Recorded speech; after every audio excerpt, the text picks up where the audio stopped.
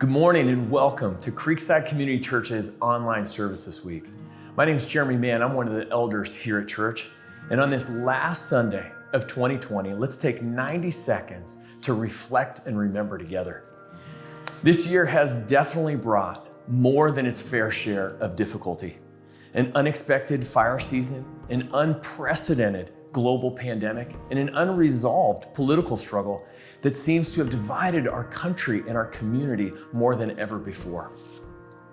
But in the midst of this adversity, let's not forget to recognize and celebrate the persistence and the creativity that we've seen in our country, our community, and our church right here at Creekside. In just the last few months, we've reached our neighbors with a Halloween event where 80 families came through for an otherwise canceled day together. And 70 of those families from the community at large, from the neighborhood around our church. Also a Christmas Eve event with over 180 families coming through, representing 700 plus people encountering Jesus' birth story in this brand new way in our church like never before. And a Christmas Eve service having brand new families and individuals register with us who have never been to Creekside before. We found ways to gather for outdoor services, drive-through communions, regular drive-through prayer, a prayer walk together, and watch parties here at our church. We've continued to connect in deep community, in online and in-person small groups, as well as moving our weekly service into your home through the web. Our youth ministries have continued to thrive and grow as they've brought students together in community, and our children's ministry has fully transitioned over to remote support for our families and care for our children. This was not the year any of us would have expected or scripted on our own. But as the world mourns the past and fears the future, we can look back with gratitude and forward with hope and with confidence. Yes, it has been a hard season, a hard year of not getting together in person for our regular services. I have taken that opportunity for granted for many years, and I do miss it.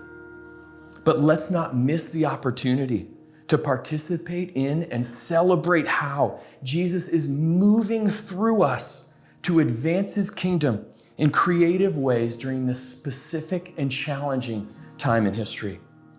As 2 Corinthians says, this year we have certainly been hard pressed on every side, but not crushed, perplexed, but not in despair, persecuted, but not abandoned, struck down, but certainly not destroyed.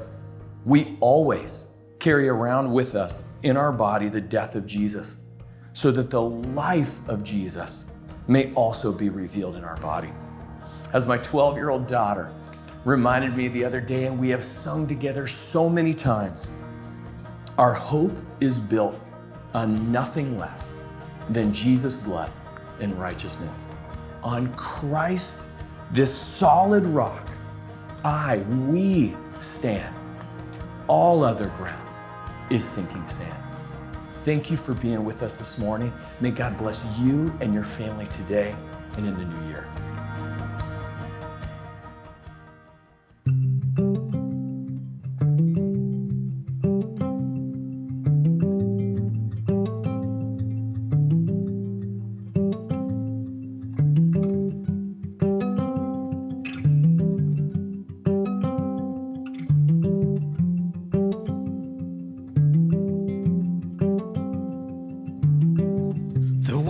A moment when the lights went out,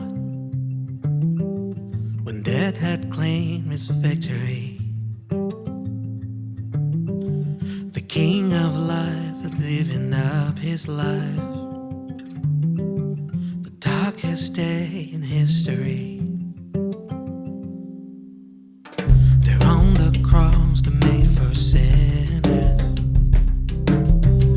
for every curse his blood atone.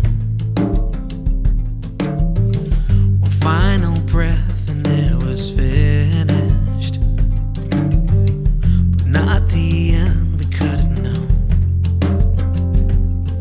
For the earth began to shake, and the veil burst. What a sacrifice was made as the heavens roared.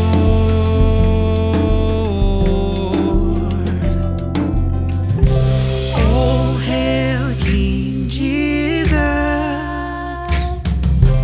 Oh, hail the Lord of heaven and earth. Oh, hail King Jesus. Oh, hail the Savior of the world.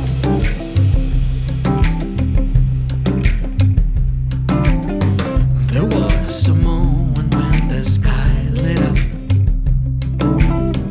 a flash of light breaking through, when all was lost across eternity. The King of Light was on the moon. For in the dark old town where our Lord was laid, one miraculous breath, and we're forever changed.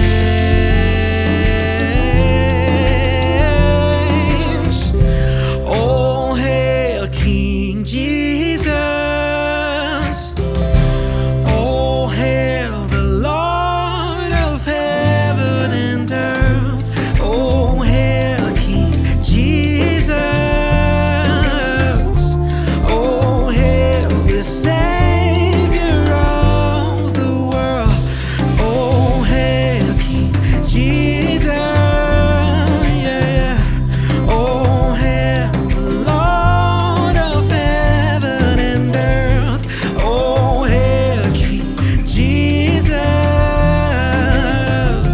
Oh, hail the Savior of the world.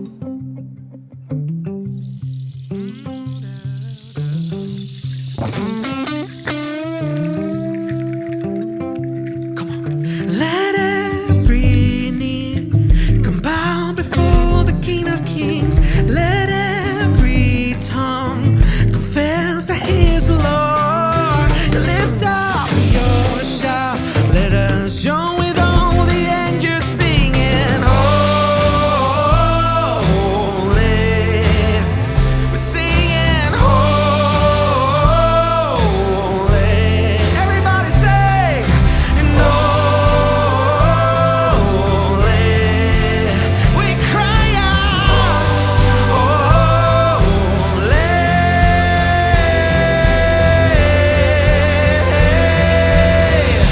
And oh, hail King Jesus. Oh, hail the Lord of heaven and earth.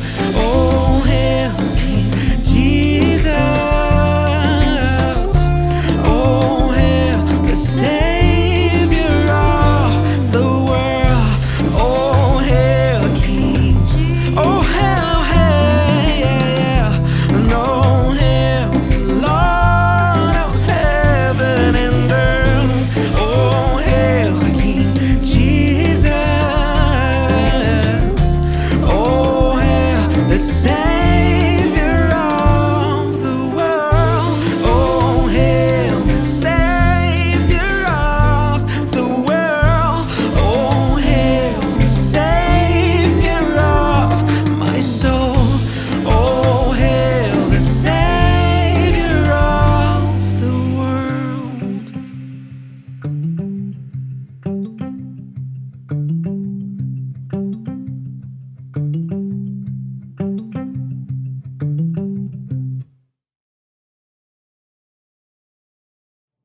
Hi, Creekside.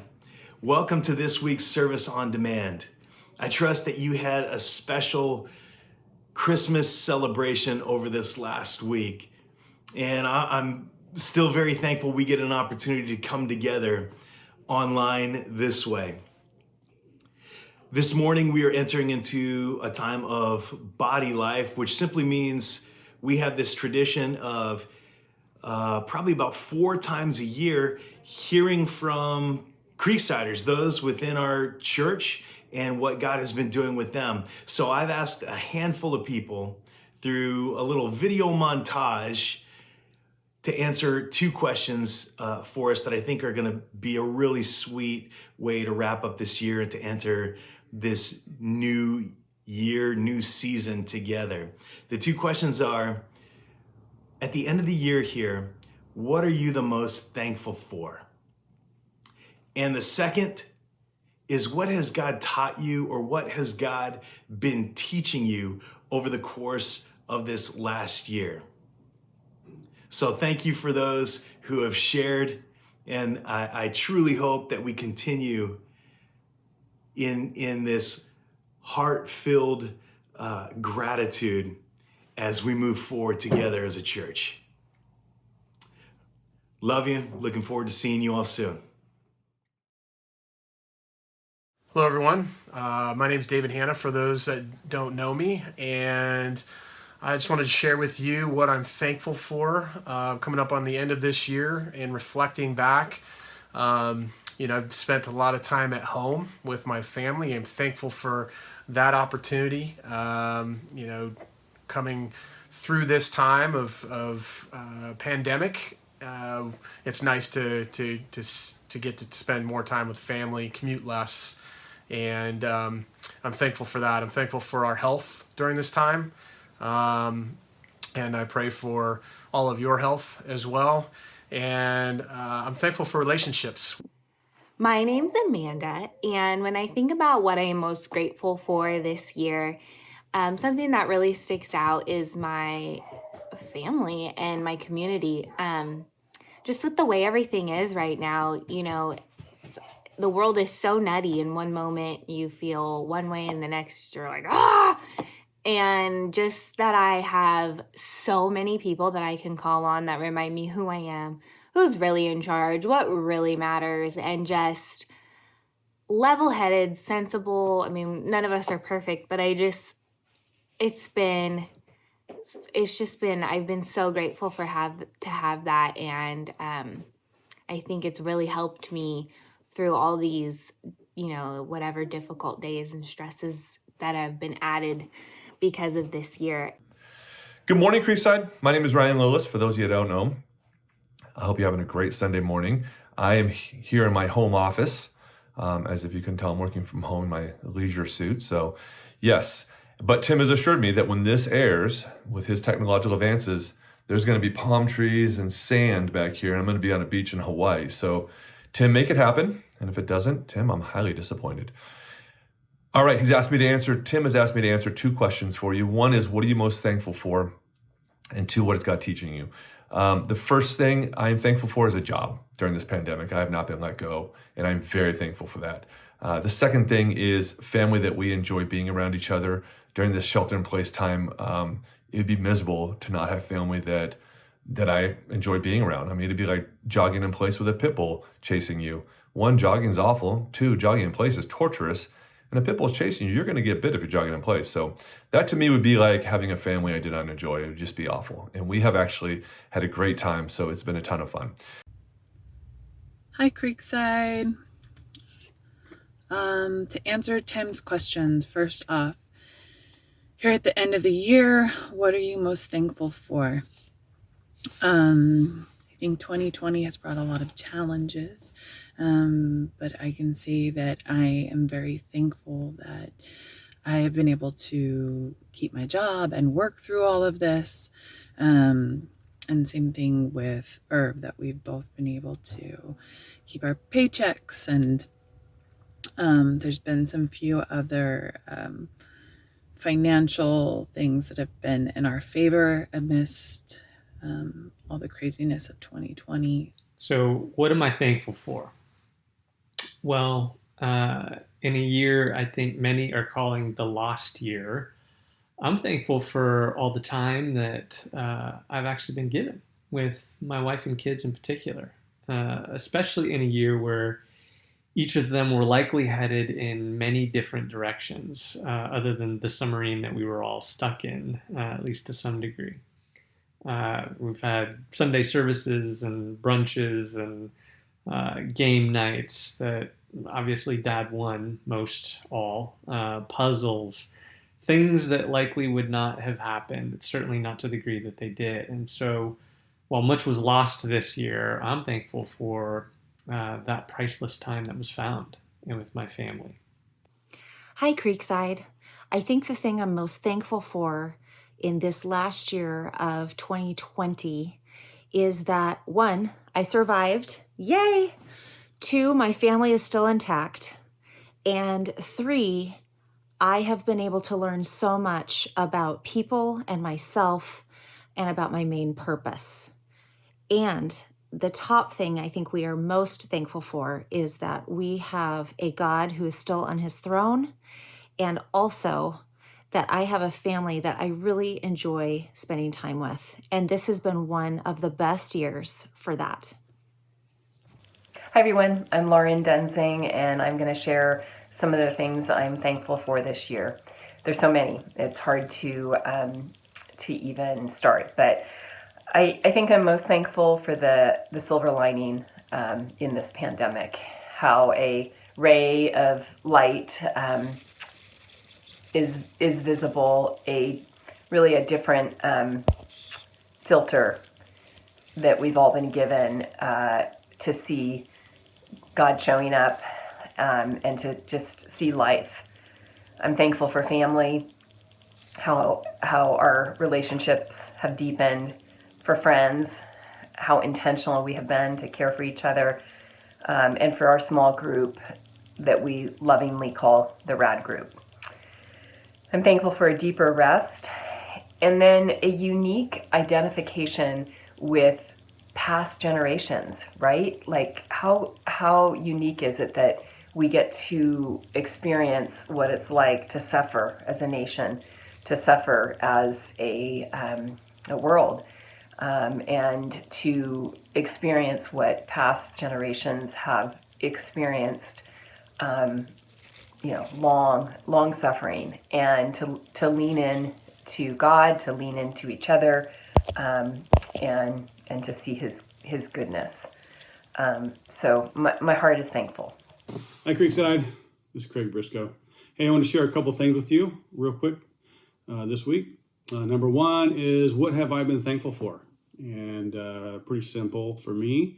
I've been thankful that I am still able to go to work, and which I'm in the fire service, and I'm able to go to work and respond on calls and help people and do the things that I've been trained to do, and I really enjoy that. I'm also able to spend time with my kids, and so they're distance learning, and which I can't stand, but the positive side of that is they're home, and I'm able to spend more time with them on my days off, so that's great. Hey Creekside, Rebecca Johnson here. So what God has been teaching me this last year is how to practice living in the tension of 3 things simultaneously. To be thankful and remember what he's done for me in the past, how faithful he's been. To have hope for the future, and to genuinely pour out my heart to him for what I deeply desire. And then to be absolutely present in the right here and the right now, whether it's, beautiful and joyful, or if it's heartbreaking and really, really difficult. Hi, I'm Shelly Gillette, and I'm going to share with you what I'm thankful for and what I learned in 2020. So what I learned is that God can do anything, even take care of me during a pandemic. And I'm going to share with you the miracles that God did for us this year. So the first miracle happened the very first week. Remember how everything was just shutting down more and more each day? Well, Joey had his appointment on Friday to get his driver's license at the DMV, and we weren't sure, but the DMV stayed open, and Joey was able to get his driver's license, and they closed on Monday, so he was the very last group to get their license. And so we were thrilled, even though he has nowhere to drive to. My next miracle also happened that week. Our dog Frosty got really, really sick and wouldn't eat anything, any dog food. All she could eat was chicken and eggs. And she was eating about 6 eggs a day. And if you remember at the beginning, the grocery stores, everyone was crazy cleaning out the shelves. So they started limiting things to just 1 dozen eggs per customer. And I needed a half a dozen a day. So I wasn't sure what I was going to do. I ordered groceries and I ordered 1 dozen, but I wrote a note to my shopper, please, can you see if you can get me more eggs? Because I have a very sick dog that needs them. And that night, my groceries got delivered. I opened my door, and on my porch were 5 dozen eggs. And God just said to me, Shelly, I can do anything, even provide 5 dozen eggs when you're only allowed 1 dozen. My next miracle happened later that spring. Remember, everything got canceled for the kids. Everything they were excited about got taken away. And Emily was a senior, and so all the fun senior stuff got canceled. But we ended up having the best graduation ever. Part of that is due to you guys who were so kind and showed us so much love with coming by and cards and gifts like we've never felt so loved, and that was so special for us. The other special part of Emily's graduation is that my sisters and I planned our own graduation at home in my backyard for Emily and my niece.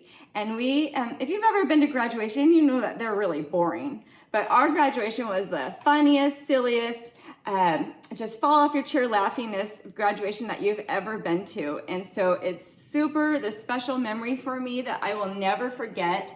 Whereas Kaylee graduated 2 years ago, it was super boring and I can't remember a thing. But I will never forget Emily's, and God just said to me, Shelly, I can do anything, even give you the best graduation ever in the middle of a pandemic when all the graduations are canceled.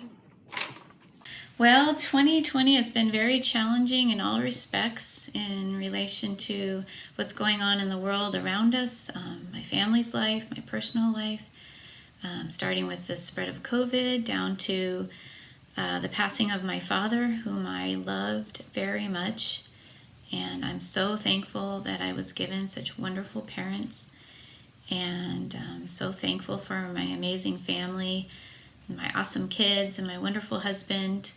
Thankful for faithful friends and godly role models, and the body believers, and a community that has come alongside our family over the years so faithfully. We feel very dearly, dearly loved. And 1 John 4:8 says, God is love. Therefore, because of his dear love, I know he exists.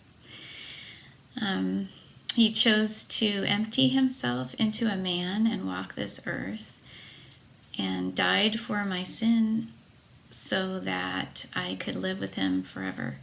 And if that is not true love, I don't know what is.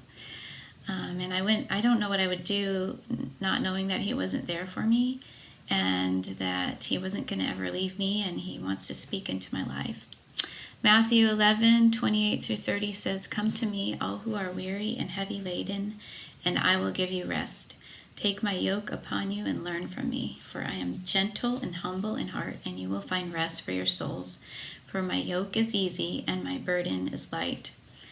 Lately, I have been on an emotional roller coaster, and I hear him saying, come near.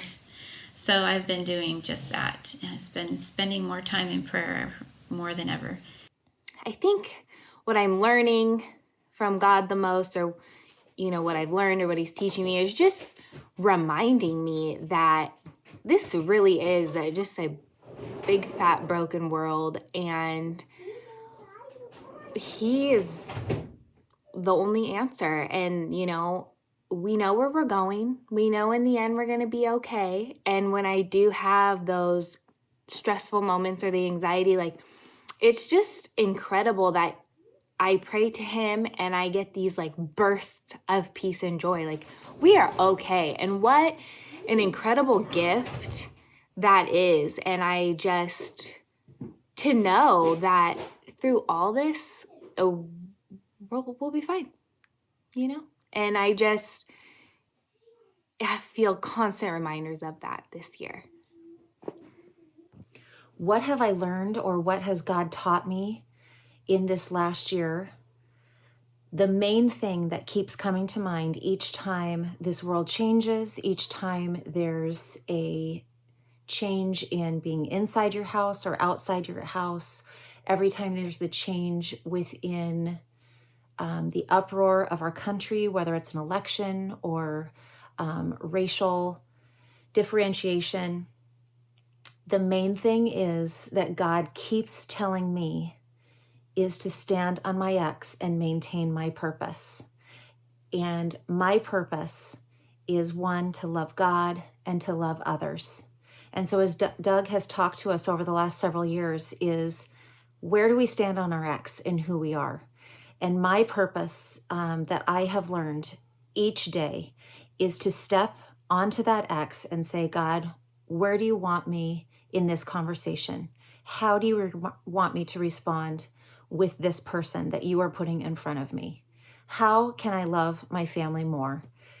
And if I maintain my purpose, I have a cause and I have a forward focus on a God who loves me and wants what is best for me. And if I maintain that purpose and that mindset, nothing can shake anything that I might be fearful of or scared of, but I get to maintain my solidarity with Christ in who he has made me to be. And I am so thankful for that. That has been the biggest aha of the year. God's really impressed upon me how important relationships are and how much we need them, as we are a reflection of him in the Trinity and their relationship. I've just been thankful for the relationships I do have and the ones I'm building, and not great at it, not great at depth in relationship with a number of people, but that's why I think God's put it on my heart, and I'm certainly thankful for the relationships I have with people, the guys I deal with and work with and get to spend time with, and both in Band of Brothers and Elevate and all the rest of you that I haven't been able to see, but that's what I think God's impressed upon me is just relationships, and I'm so thankful for that. I wish you all a very Merry Christmas, and hope that you all get to spend some great time with your family and friends during this time. Take care. What is God teaching me? I think God has been pressing upon my heart to not focus so much on the idols in my life. And those are, for me, those are material. Those are financial. Those are doing things materially in this home that I think would bring me satisfaction. And so God has been asking me to put those down, not focus so much on those. They're not bad in of themselves, but the focus on them is bad. And God's been just really pressing upon me to rest in him, to find rest and to find peace and comfort in him. So those are the two things I've been learning. And it's been quite a journey. I hope you guys have a great Sunday. We and I hope to see you all very soon. That God is in everything, and even, trust me, I can make a nice long list of how 2020 has been a struggle, but God is in everything, and he has let us maintain and even be able to be in a situation where we can give a little bit more than we normally would. And I cannot be more thankful that I still have a job that is essential, that is necessary, and it brings some sense of normalcy to my life and to my family's life. And what have I been taught? That's very humbling because it's so much, but to be teachable and to be fresh, to not miss the opportunity to keep learning, and contemplating on this, I would say I've noticed what makes me quicken, and quicken meaning, quicken and draw closer to God, and to lean into that. So just a few examples. When Jackie Klipnis spoke on one of the sermons, she mentioned, leave your Bible open because it's always calling you. And that stirred me. And so I noticed that. Listening to Greg Armstrong describe the Grassies weeping for him and Laura and their family. And that stirred me.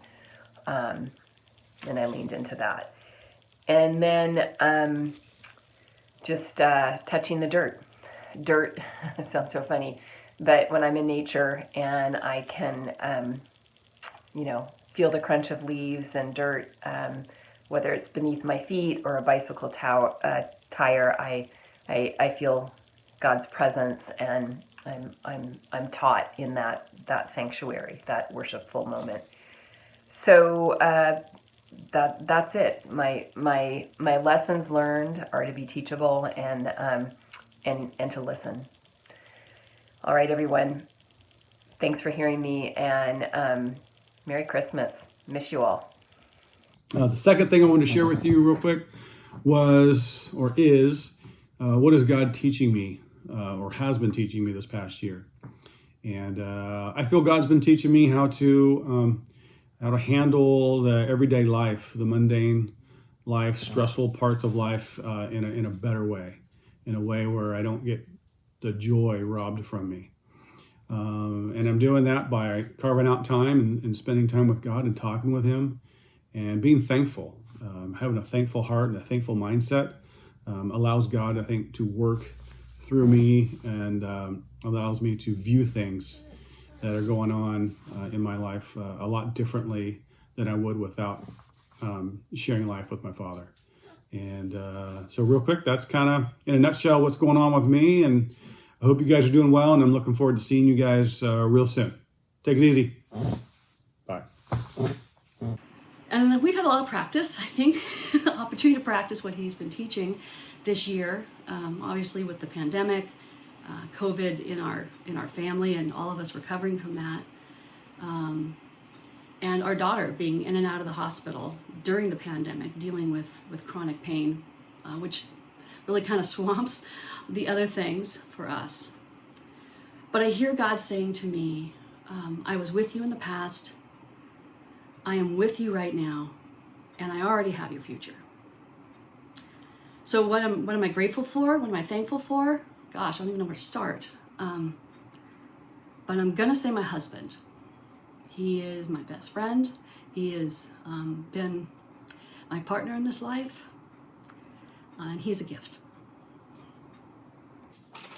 So our next miracle happened at the end of the summer. Emily was planning on going to UCLA, but back in May, she actually said yes to 2 schools, UCLA and Vanderbilt, because everything was crazy. We didn't know what was going to happen. But UCLA worked out. She got housing. Everything was good. So she actually said no to Vanderbilt because UCLA was great and Kaylee's there and it was all going to be great. But then at the end of August, we got an email from UCLA saying that Los Angeles County says we have too much COVID. We can't have people in the dorms. So that means Emily has to do school from home, which is a huge bummer. Well, that was on a Friday. We had said, Emily, see if you can still get your spot at Vanderbilt. So she emailed Vanderbilt Friday afternoon to see if she had a spot and had a room, because Vanderbilt's move-in day was the very next day and their classes started on Monday. So she emailed them and they said, yes, you can still have your spot. Yes, you can still have a room. And so we, even though it was super scary, we packed all night, got on a plane the next morning, and flew to Nashville. Now, exciting, but for me it was really scary because we were taking our daughter across the country for college and across the country in the middle of a pandemic. And college is not normal in a pandemic. Everyone's social distance, wearing masks, you can't have a roommate, you can't go into anyone's room. Even to go to the bathroom, you have to have a mask on to walk down the hall. So I was scared and worried that she was going to be lonely and that she was not going to be okay. But God can do anything, even take care of Emily in a pandemic. And so God provided these wonderful friends. Here they are inside a restaurant. And it just turned out great. And Vanderbilt has this really great special ed program, and Emily has a heart for special needs, so it's just the perfect place for her. And we just feel like God totally blessed us, even in the middle of a pandemic. And my last miracle has to do with Frosty. I told you she was sick. Turns out she has cancer. But God has taken care of her the whole pandemic, and we're so thrilled that we've had her and just feel like it's a miracle. So that is what I learned in 2020. Romans 3:23 says, all have sinned and fall short of the glory of God. God has invited me to share with him my most dishonorable and honorable thoughts. And in the process, he has given me beauty for ashes. And the more I do this, the more I want to learn about his heart, and I think he wants to learn of mine. Revelations 3:20 says, behold, I stand at the door and knock. If anyone opens the door, I will come in and dine with him, and he with me. These are words that I responded to years ago in my youth, and I am so glad I did, because he did not disappoint, and he has never left me. But now he is asking me to draw near even still. James 4:8 says, draw near to me, and I will draw near to you. I will miss talking to my dad now that he's gone to be with Jesus, but I'm thankful that my Heavenly Father wants to speak to me every day. And like a loving father, he says, honey, I want to hear it all. So I hope you all have a very Merry Christmas and a very, very Happy New Year. And what has God taught me this year? Well, I think similar to the first question, I think we all thought that this year was going to be quiet, and it has been on occasion. But for me, for some odd reason, this has been a very busy, chaotic year. And I'm reminded of a devotional I read early on in the year that was speaking about Elijah and when he was fleeing from Jezebel. And ultimately, we know the story. He was searching for God's voice and instruction, really. Didn't find it in the fire, and not in the earthquakes, and not in the wind. But not until the silence did he hear God's still small voice. And God has been teaching me that amidst the chaos of this year, the literal fire and wind and general unrest, that he has been waiting for me in these infinitely small, quiet spaces of my life. So, and like many things in 2020 that we'd like to leave behind, I hope this is one that I don't, that sticks with me. So there's more email coming in, so I must go. But happy 2020 to all of you at Creekside. And as much as I love my family room, and I appreciate not being in the splash zone of one Doug McBride in the front row there, I can't wait to see y'all, man. So until then, God bless.